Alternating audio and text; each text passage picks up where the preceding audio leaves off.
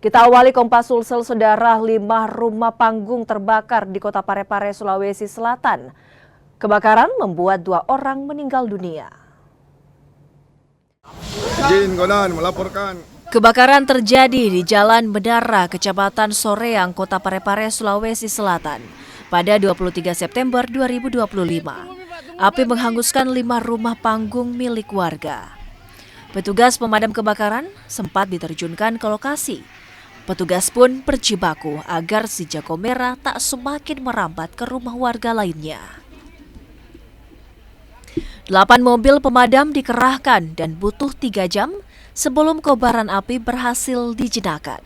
Terjadi kebakaran di Jalan Menara, Kecamatan Soreang. Saudara kami tiba di lokasi ini, langsung kami lakukan penanganan untuk isolasi. Pak, yang rumah kebakar? Jadi ada 5 unit ini. 5 unit ya? Ada 5 unit di rumah. Penyebab sementara, Pak?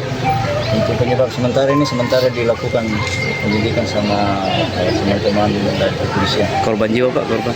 Kalau korban jiwa tadi ada 2 orang. 2 orang ya? Ya. Meninggal dunia, Pak? Meninggal, ya, siap. Kobaran api tak hanya menghanguskan rumah warga, tapi juga merenggut korban jiwa.